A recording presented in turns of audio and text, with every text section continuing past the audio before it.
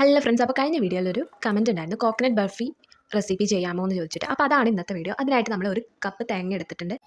അപ്പോൾ നമ്മൾ ഈ ഒരു പരുവത്തിൽ തേങ്ങ എടുക്കുകയാണെങ്കിൽ ബർഫി കാണാനേ കുറച്ചും കൂടി ഒരു ഭംഗി ഉണ്ടാവും കേട്ടോ.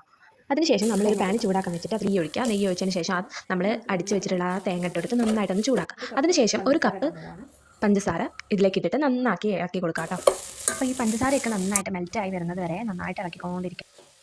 അപ്പോൾ ഇത് എടുക്കേണ്ടത് എപ്പോഴാണെന്ന് ചോദിച്ചു കഴിഞ്ഞാൽ നമ്മളൊരു പാത്രത്തിൽ കുറച്ച് വെള്ളം എടുത്തിട്ട് ഇതിന് കുറച്ചെടുത്ത് ആ വെള്ളത്തിലിട്ട് വെക്കുക. അപ്പോൾ നല്ല കട്ടയായിട്ടാണ് ഇരിക്കുന്നതെങ്കിൽ പിന്നെ നമ്മൾ വേവിക്കേണ്ട ആവശ്യമില്ല. നമുക്കിത് ഒരു പാത്രത്തിലേക്ക് മാറ്റാം. അതിനായിട്ട് നമ്മളൊരു പാത്രത്തിൽ നെയ്യൊക്കെ തടവിയിട്ട് അതിലേക്ക് ഇട്ട് കൊടുക്കും. പിന്നെ നമ്മുടെ സ്പൂണ് വെച്ചിട്ട് ഇങ്ങനെ ഒന്ന് സെറ്റാക്കി കൊടുക്കാം. വീഡിയോ എടുക്കുന്നതും കുക്ക് ചെയ്യുന്നതൊക്കെ ഞാൻ ഒറ്റയ്ക്കാണ്. അതുകൊണ്ടാണ് വീഡിയോയിൽ ചെറിയ ചെറിയ പ്രശ്നങ്ങളൊക്കെ ഉണ്ട്. അപ്പം എന്നാലും എനിക്ക് കഴിയുന്ന പോലെ ഞാൻ എടുത്തിട്ടുണ്ട്.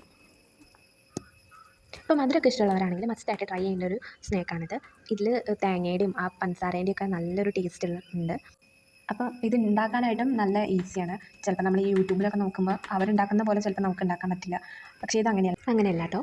ഇത് നമുക്ക് ഈസി ആയിട്ട് ഉണ്ടാക്കിയെടുക്കാവുന്നതേ ഉള്ളൂ. അതുപോലെ 3 ഇൻഗ്രീഡിയൻസ് ഇതിനാവശ്യമുള്ളൂ. തേങ്ങയും പിന്നെ പഞ്ചസാര, നെയ്യ്, ഈ 3 മാത്രം മതി. പിന്നെ നമ്മൾ ഇതിങ്ങനെ മുറിച്ച് വെക്കുകയാണെങ്കിൽ ഇത് ഈസി ആയിട്ട് നമുക്ക് എടുക്കാൻ പറ്റും. മറ്റേത് ഇത് നമ്മൾ മുറിക്കാതെയാണ് വെക്കുന്നതെങ്കിൽ നമുക്ക് കുറച്ചൊരു ബുദ്ധിമുട്ടുണ്ടായിരിക്കും ഇത് മുറിക്കാനായിട്ട്. അപ്പോൾ ജസ്റ്റ് ഇങ്ങനെ ഒന്ന് വരട്ടേച്ച് വെച്ചാൽ മതി.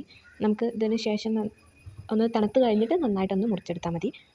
അതിനുശേഷം ഇതൊന്ന് തണുക്കാനായിട്ട് മാറ്റി വയ്ക്കാം. എന്നിട്ട് കുറച്ച് കഴിഞ്ഞിട്ട് നമ്മൾ നോക്കുമ്പോൾ കോക്കനട്ട് ബർഫി റെഡി ആയിട്ടുണ്ടാവും. അപ്പോൾ വീഡിയോ ഇഷ്ടപ്പെട്ടാൽ ലൈക്ക് ചെയ്യൂ.